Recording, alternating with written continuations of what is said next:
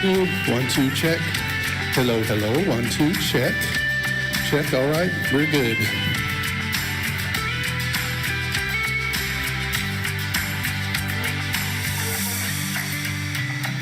You want me to say something? Okay.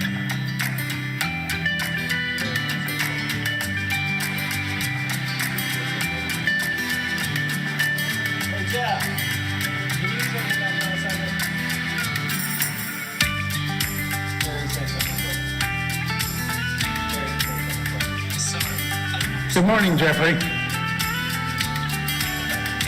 All right.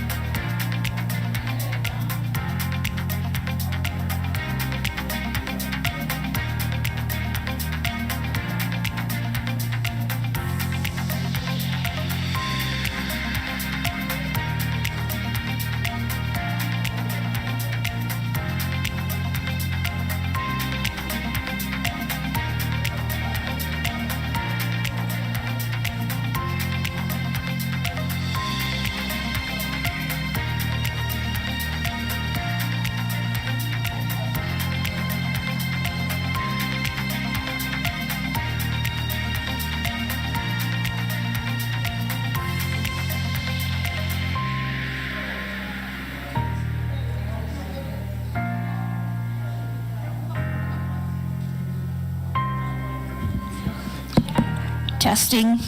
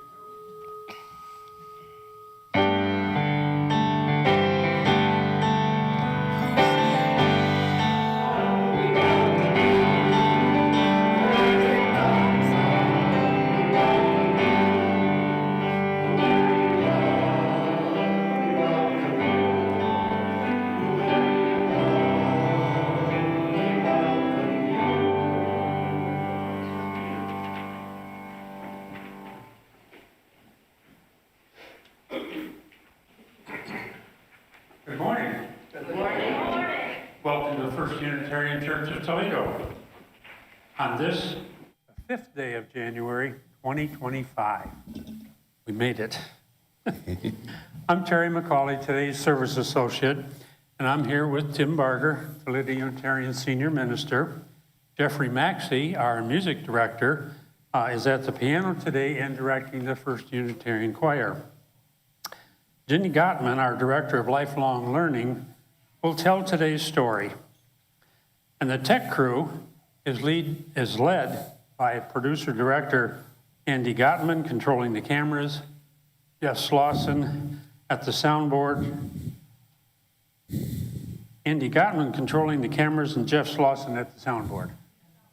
Got to get that right. Did you skip a line? Yeah. Okay. Memory, when you get to be my age, the memory's a little, iffy. Anyways, Walter and Andy and Jeff are back there doing a wonderful job. And just to make sure, in case there's any little things that need, Julia McGee is the acting president of our Board of Trustees, and she takes on kind of a general assignment for tech support. Now, we've got many more volunteers here. There's greeters in the lobby, religious education helpers, and religious education helpers for today's RE activities. And we have a kitchen crew preparing for coffee hour led by Carla Logan Mercer.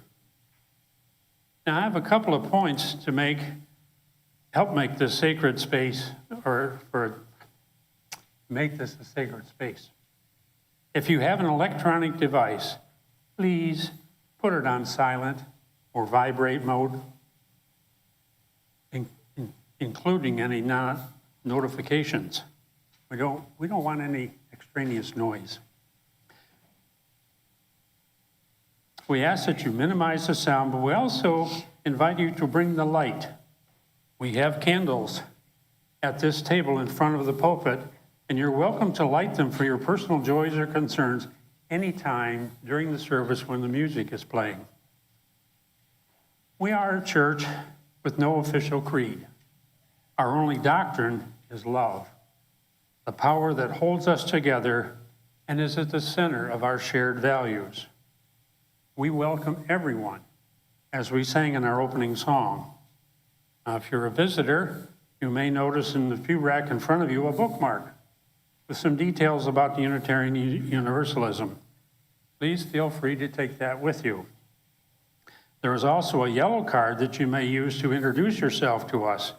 And if you include your email address, we will send you our weekly email with news of our various activities.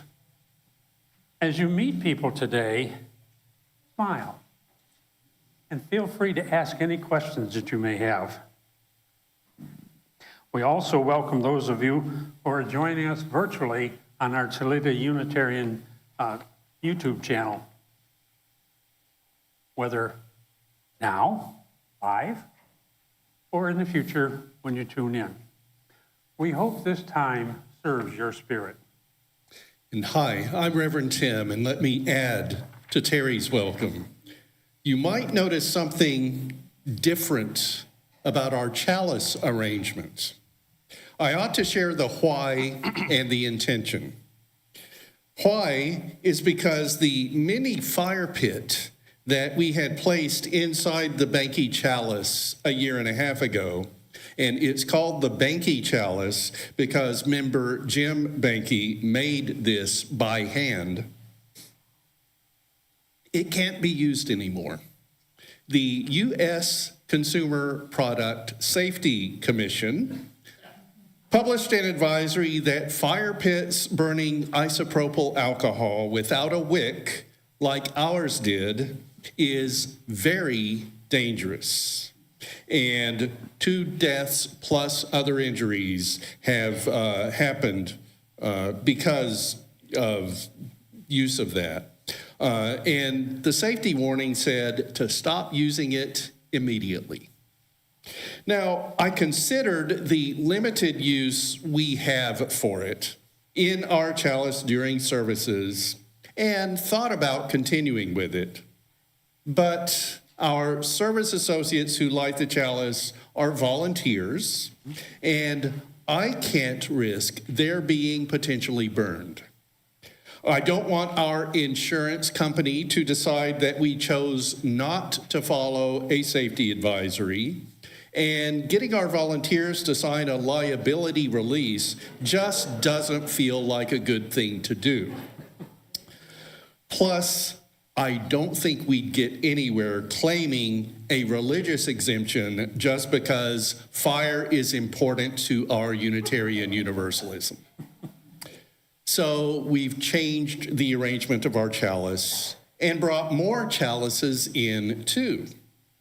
The Banky chalice is now in an elevated position in front of the pulpit, and at our table of candles that people in the congregation can light for their own meditation, contemplation, prayer, or marking of joys and sorrows and celebrations and concerns, we put chalices here.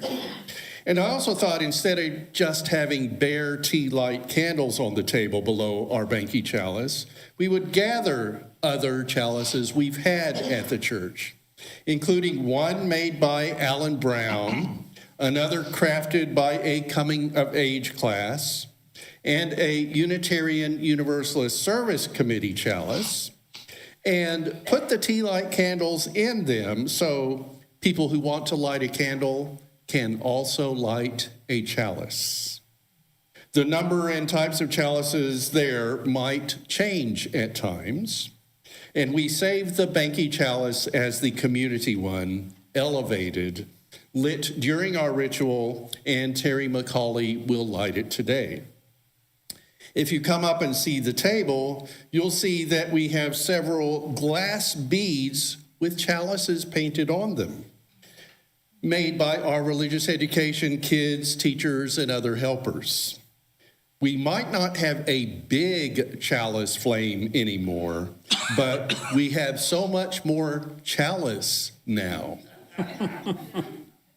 The flame of the chalice that we light in our services symbolizes courage and illumination and honors our search for truth and meaning. Let's all say the words for chalice lighting together. They'll be on the screen and they're in our order of service as Terry lights the flame.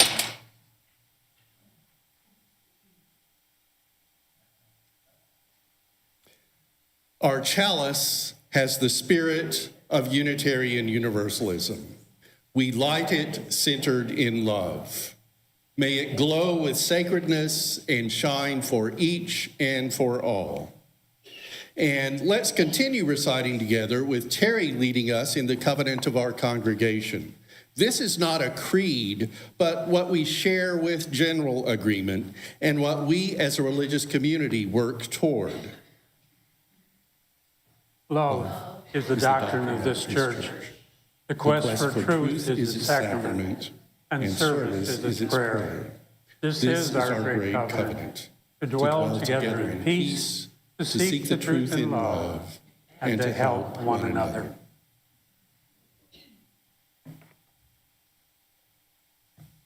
In this first of 3 intentional times of spiritual practice in our Sunday services, there can be other times that might help you, including your own candle lighting, but these 3 are for the full congregation. We look beyond ourselves, considering celebrations and sorrows and the state of things. We've made it to 2025. Happy New Year to all. One of many new years in a 365-day span. But a new year starting on January 1st seems to be the most observed. We've been looking back and moving forward as we tend to do at annual times of change in our resetting. I have the feeling that this will be a tough year, but I also think that most years are tough. We never know how to easily get through troubles, but somehow we usually get beyond, don't we? The world will be tough enough. So please, let's continue to have First Unitarian be a place of welcome, of grace, even of refuge from hard times. And that in this liberal religious community, we can help one another, care for ourselves, and have our part in changing the world. It's hard to comprehend that we're 1/4 of the way into the 21st century, 2025. I guess the easy thing to say is that time always passes and the world goes on. Let's hope that continues. Please have mercy, be kind, give dignity, and show compassion, and remember to breathe. I want to give special acknowledgement to Jimmy Carter, former president who lived to the age of 100 and showed by his character that while president might be an ultimate job in the United States, what you do after that job can mean so much. And he showed us what to do and the work that he did all over the world. And I also think about people in our congregation who are undergoing difficulty, are hospitalized, are trying to make it through themselves. One reason we join in religious gatherings is to recognize and realize common links. The uncommon is here too. Let's be together in faith, hope, and love, physically and in spirit. Amen. And now please join in our opening hymn, number 1054, Let This Be a House of Peace. For you who are willing and able, please stand. Let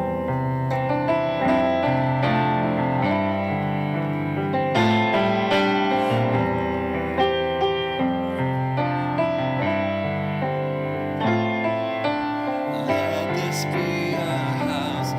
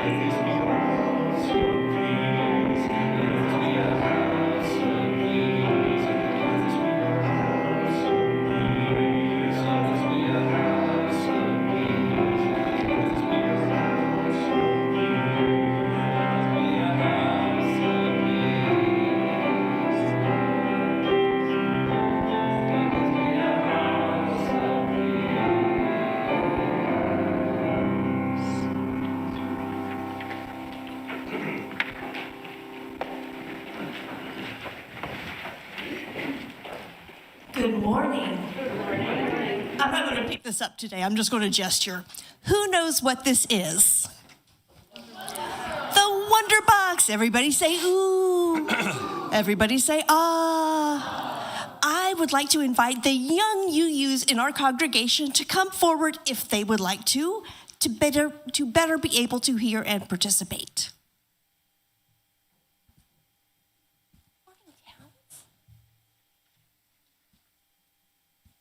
Morning, Avery.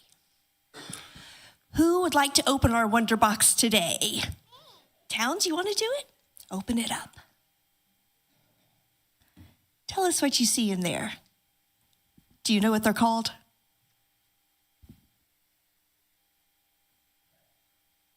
I don't know.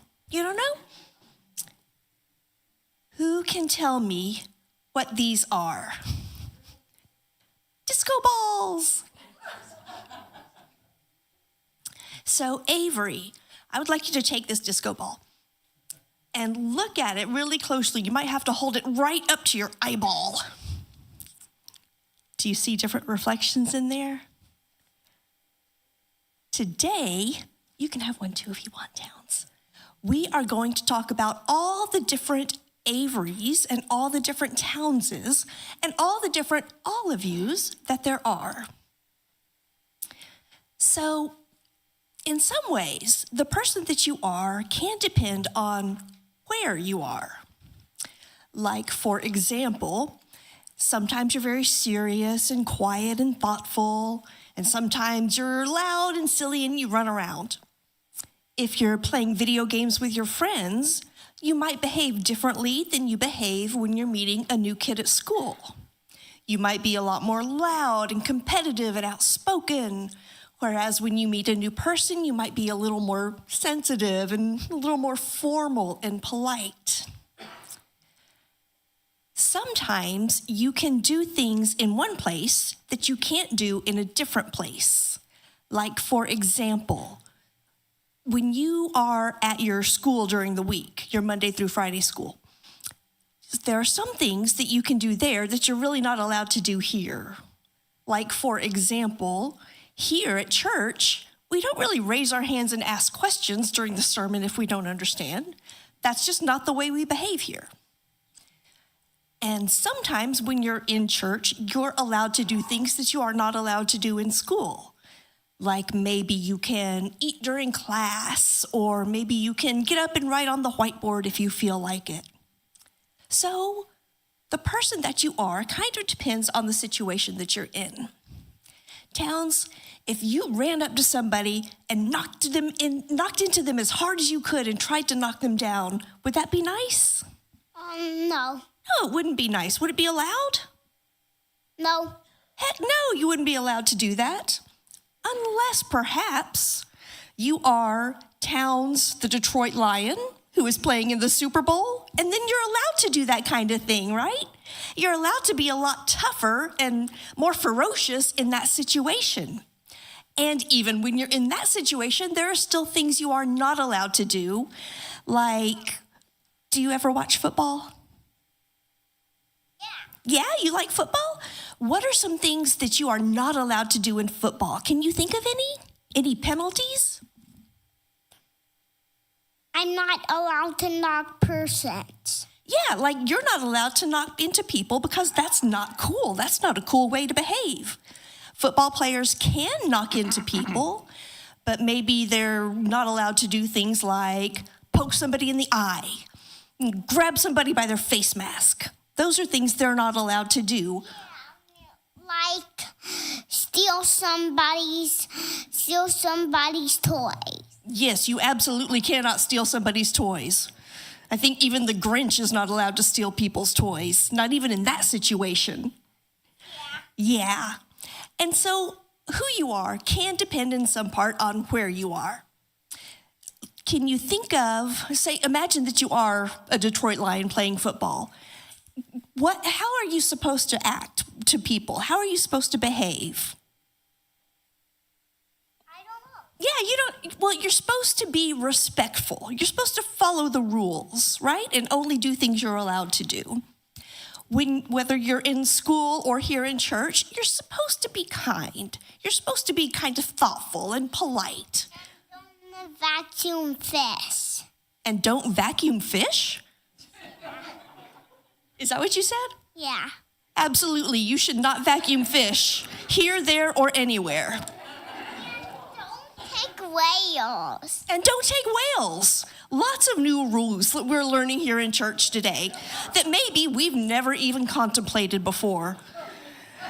And so, all of these different Townses that you might be, these different Averys that you might be, they all still have certain things in common, like being respectful, being kind, being honest, being curious, being resilient, all of these really good characteristics. And no matter which Avery or which Towns you are, those are things that should be part of your personality because we are Unitarian Universalists. And we behave in certain ways, or you might say we honor certain values. And the value that we honor, maybe most of all, at least equal with all the others, is putting love at the center of all the things we do. That is what Unitarian Universalists do. Thank you.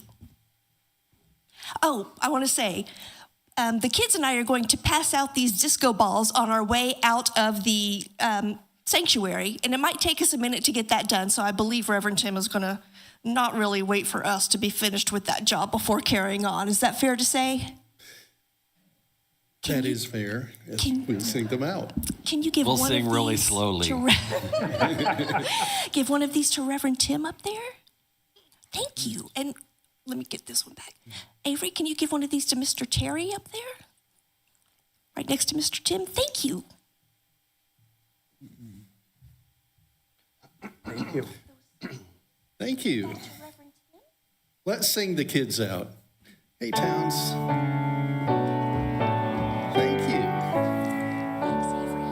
As you go on your way, may you be filled with gladness. Go in joy, go in joy. Before to bless your day with peace and loving kindness. Go in love, go in love. Thank you.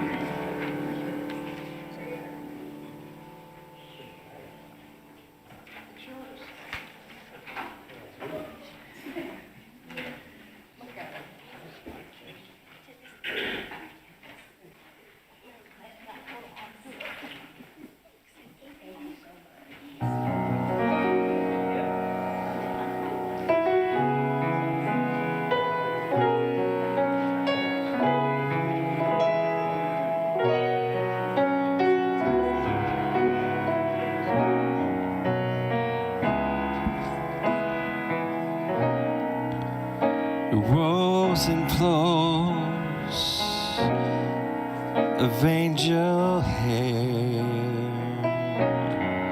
and ice cream castles in the air and feathered canyons everywhere. I looked at clouds that way. But now they only block the sun. They rain and they snow on everyone. So many things I would have done, but clouds got in my way.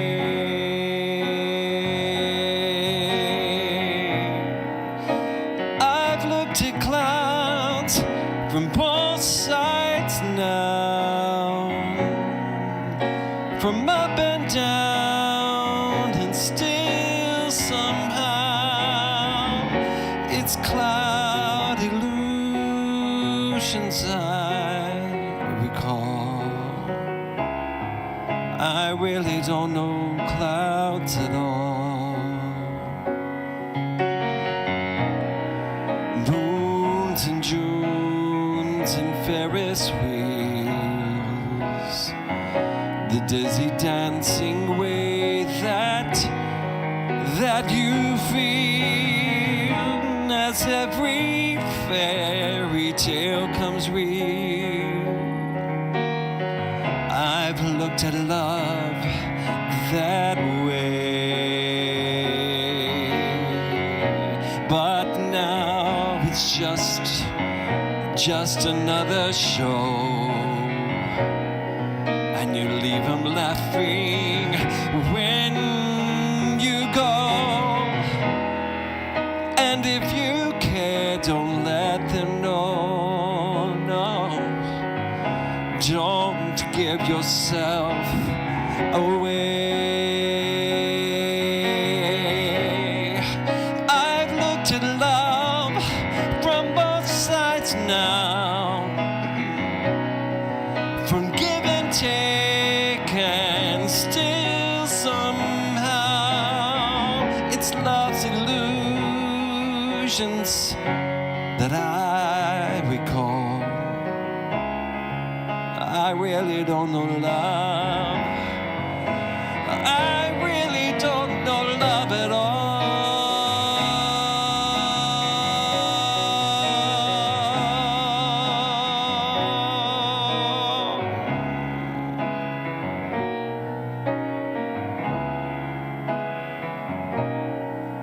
Tears and fears and feeling proud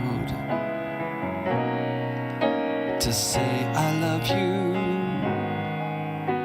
right out loud.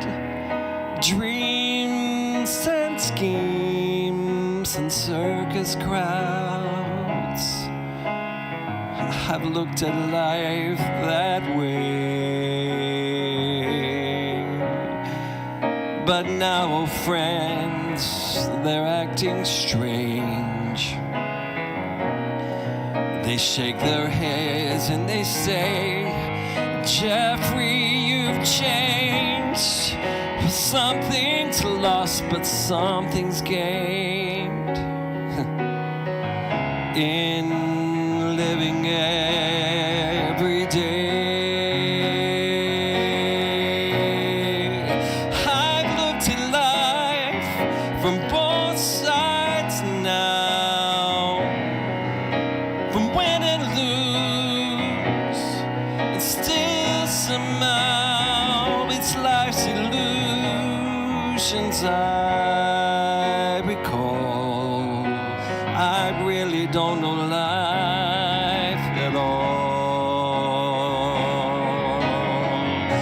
I've looked at life from both sides now, from win and lose, and still somehow it's life's illusions I recall. I really don't know life. I really don't know life at all.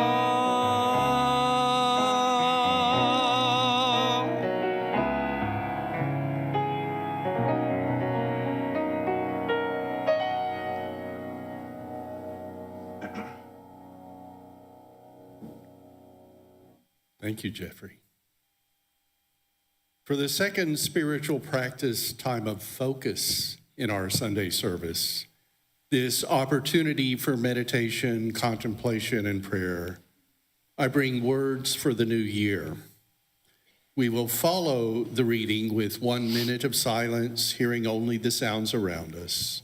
And then we will sing hymn 123, Spirit of Life. Here is This New Year by Ade Amakraba, a Unitarian Universalist minister. Let this year be a clean slate for new beginnings. I pray for stamina to finish things left uncompleted, to call on people I neglected last year. I pray for courage to rally in the cause for peace and justice, to speak out in support when others remain silent. I pray for empathy to better understand the pain and suffering of others, to continue engaging heart to heart. I pray for patience when seeking resolutions to problems, when seeking a new beginning after an ending. I pray for creativity in seeking new meaning in service, engaging others in service to the beloved community. I pray for peace between friends and families, between communities and countries. All these things I pray for, we pray for in this time of beginning in this new year. Let's observe 1 minute of silence.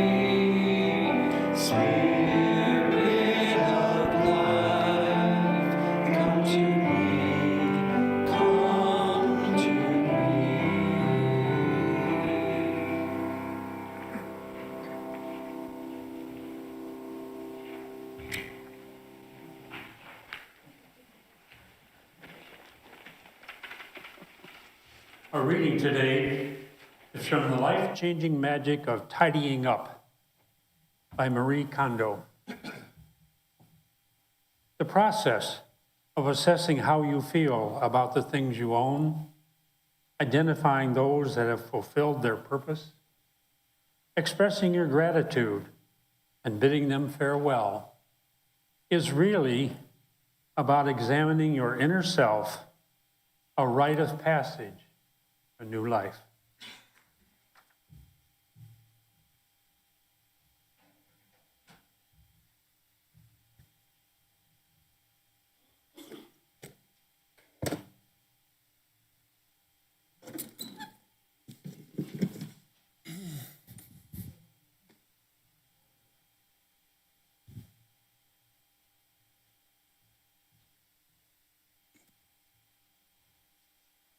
Furniture rearranging, one of the basics of ministry.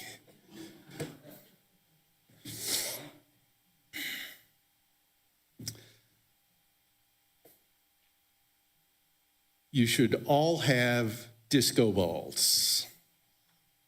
They're very versatile today, serving as the story topic, the image for the sermon, and as an object for your religious and self-exploration.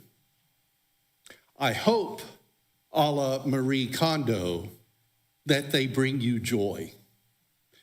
They can be used in a way to assess your inner self in a Marie Kondo way. But you might also know that Marie Kondo, the Marie Kondo of 2014, when her book, The Life-Changing Magic of Tidying Up, was published in the United States, and she came to some acclaim, is not the Marie Kondo of today. Her approach to joy still has that focus, but the life-changing magic isn't as neat, you might say. Here's a headline from the Washington Post 2 years ago. Marie Kondo's life is messier now, and she's fine with it. That was on the publication of another book, Marie Kondo's Karashi at Home, How to Organize Your Space and Achieve Your Ideal Life.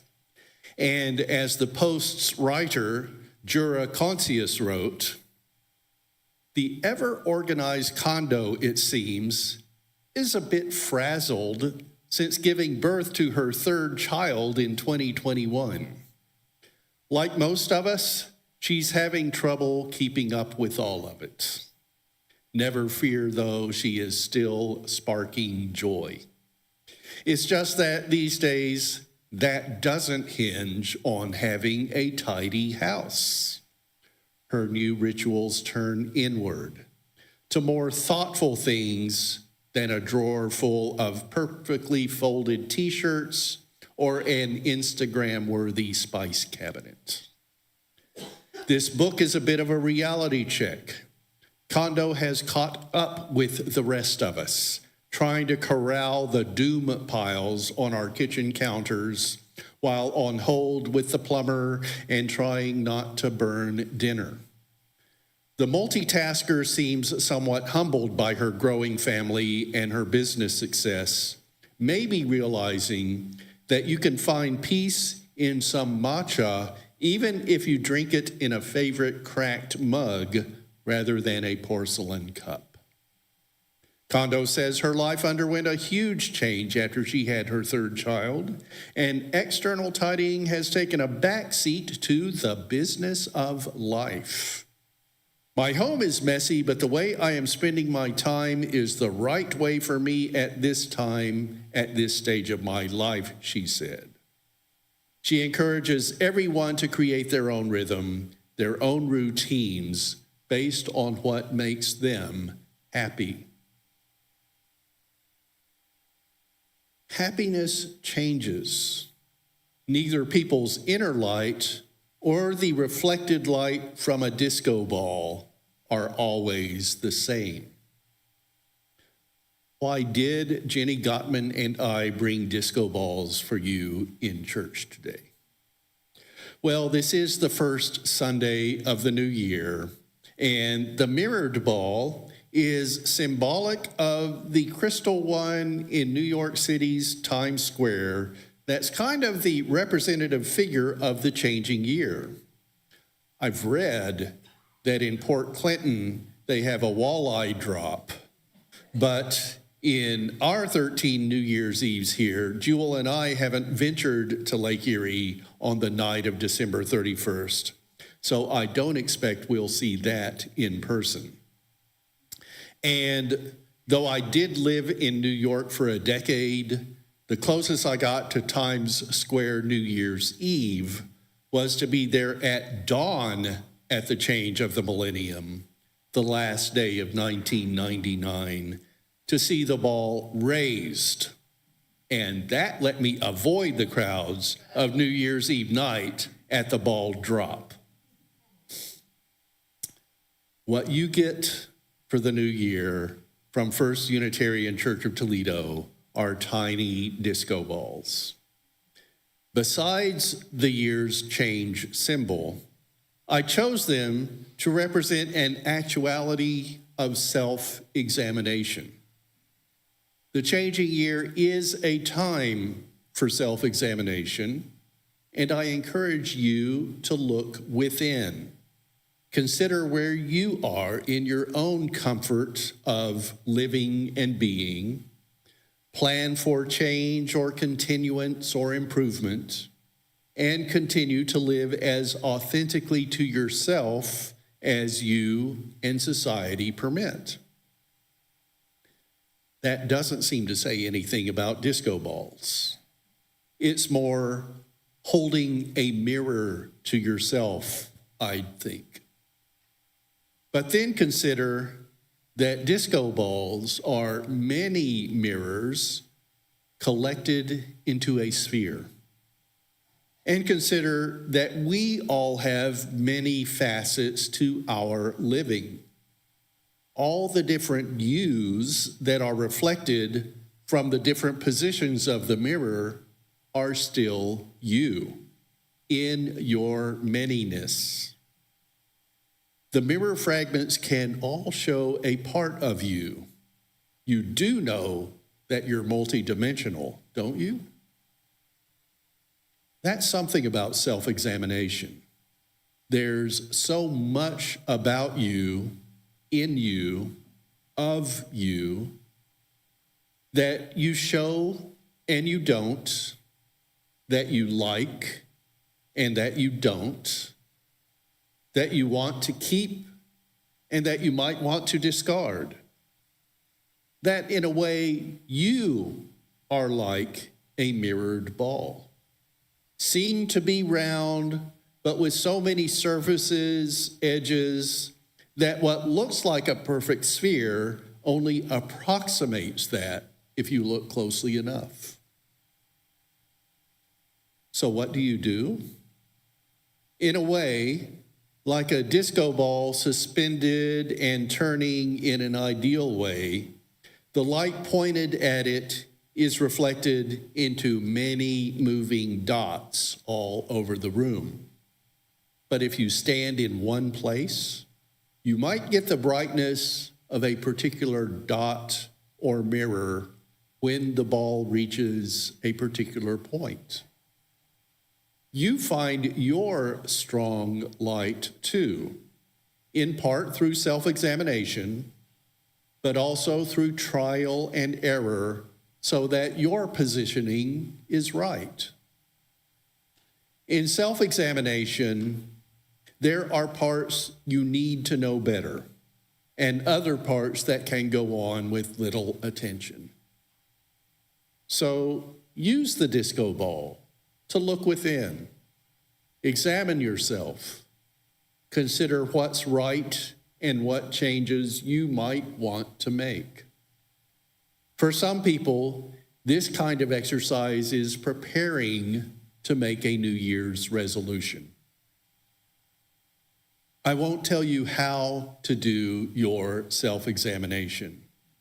There are many different types of advice and methods of better knowing yourself related to a new year.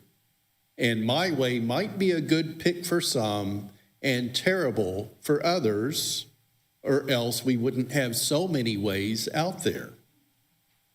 You might use the many mirrors literally to see what they do show when you're looking at them, or you might set the ball aside and do this all working just through your mind. If your ways of self-examination haven't worked, there's lots of literature out there in the media and at the library with many people's recommendations. Find something that helps you, and don't dwell on the ways that don't seem to fit you. And this gets to something that I say just about every time I give a New Year's sermon about New Year's resolutions. You don't have to make them. You can just intend to change, to do better, and work toward that. It doesn't have to be a resolution or a vow, but if that use and intention helps you, make it so. I've said in the past that I suspect that the first days of a resolution for change are the hardest. The old behaviors are still so familiar, and some of the habits are automatic. You don't realize you've broken a resolution until your bad act is long past. Drives for a vice can be strong, and some new routines aren't easily established. A broken resolution, perhaps especially one for the new year, isn't the end. It's not defeat if you forgot your intention for a moment. You can just accept that and restart. Kind of like one of the points I was taught in Zen meditation. If you realize that you've been distracted from your sitting in nothingness and just being, acknowledge that and get back to meditating. Sometimes your mind, yourself, redirects itself, and you might want to bring it back into your state of resolution. Don't agonize or punish yourself for being less ideal and more human than you want. Your whole year isn't blown by a misstep, a stumble, or even a complete falling down and injury. Remake the resolution. There's no requirement that it start January 1st and be completed December 31st. You can start again immediately, or if there's something about days and times to start that help you to make or remake your intention, find the next logical one for you. A birthday, a holiday, a day of the week. And make your resolution again, having done a bit more self-examination and maybe built a bit more purpose to keep the new way. And I've also said before that there's another option, revise. Maybe the resolution just wasn't practical. What would workable change look like rather than the drastic way you tried? And consider whether to make your resolution public, for which you might get others' help in keeping to your course, or private, that it's only you who are doing the self-examination, and it might also be only you to do the self-resolution. When I've said that resolutions don't have to be tied to a new year or any special occasion, the point has been that if you're going to change, go ahead and change. Let your actions, your better self, be what shows that. You don't need to announce it. And if your change has held and you want to have a party, why look, you have a disco ball. Celebrate. Blessed be, and so be it.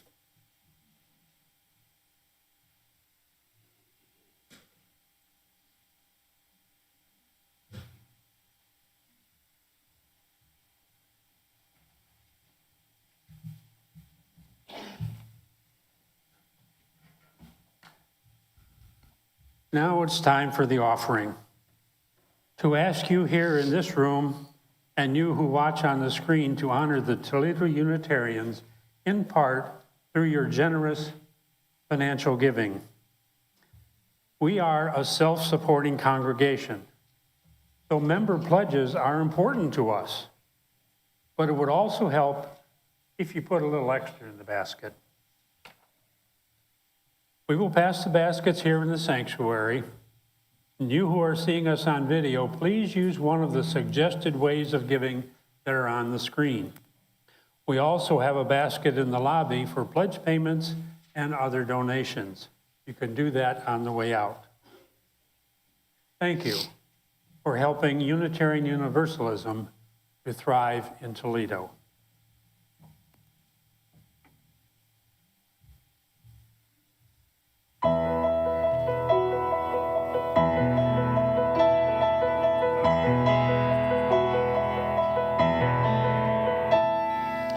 Though below me I feel no motion, standing on these mountains and plains, far away from the rolling ocean, still my drowned and heart can say, I've been sailing all my life now, never on a boat have I known. The wide universe is the ocean I travel, and the earth is my blue bone.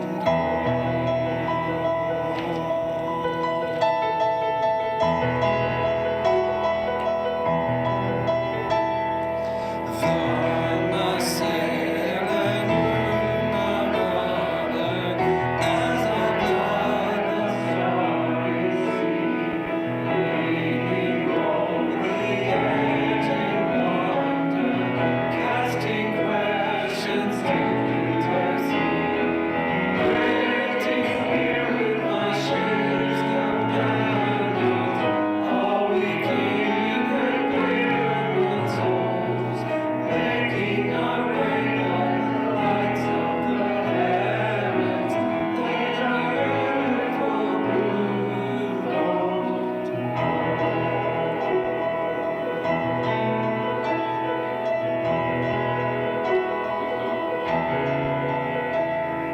I give thanks to the waves upholding me, hail the great winds urging me on, read the evidence, see before me, sing the sky, my sailor song.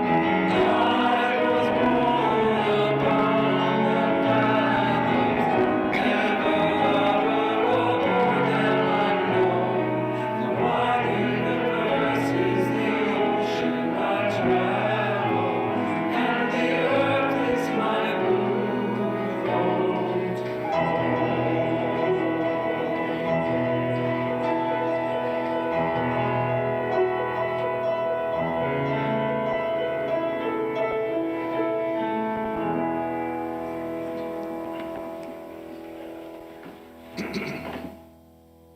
Is the coming soon part of our service, where we tell you what's on the calendar for this week, we give some announcements, and we also let you know what's up for right after the service. Next Sunday, join us for Spiritual Forum in Fellowship Hall at 9:45 a.m. for the Phil Show, when Phil Park Thomas and Phil Teitelbaum team teach a series they're calling Bible Babbling, Behind the Formation of the Hebrew and Greek Testaments. They'll talk about studies on the Bible. It's not a community Bible study on passages from the Bible. And for the 11 a.m. service on the 12th, Melissa Jeter, our student minister seminarian, who, by the way, is entering her final semester of theological school with plans to graduate in May, will bring What Does It Take?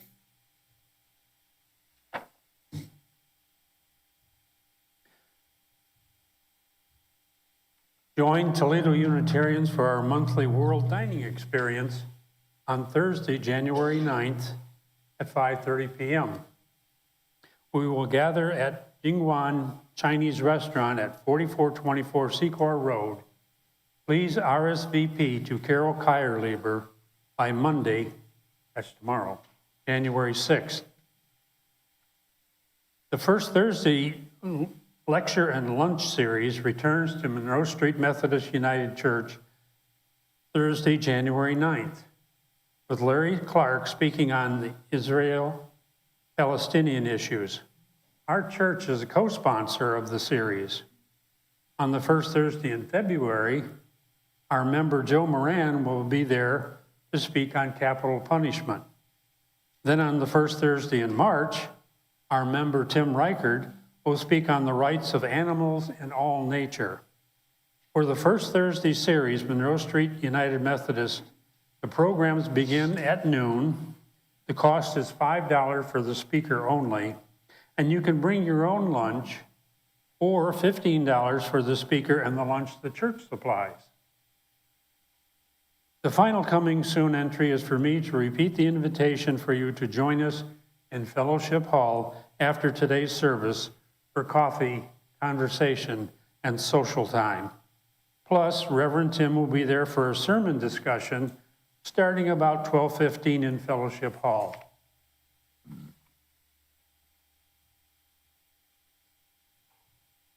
And if you'd like to talk about what the sermon said to you, join in for the discussion of the sermon. And let's have one more observance of spiritual practice. We have gone beyond ourselves with the pastoral time and turned within for meditation, contemplation, and prayer. Now recognizing the Buddhist thread in our congregation, and as I noted earlier, we'll share a time for this third spiritual practice. This is metta, having for and sending to all beings love, kindness, and compassion. As the words come on the screen, please look at them, and then we'll say the words together. After that, as we prepare to extinguish the chalice, you might repeat those words to yourselves.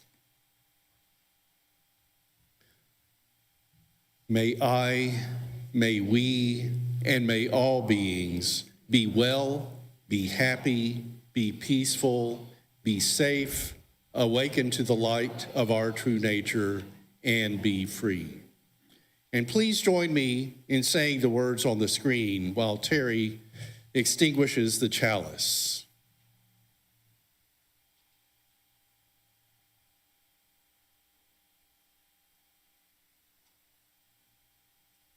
The words will be on the screen.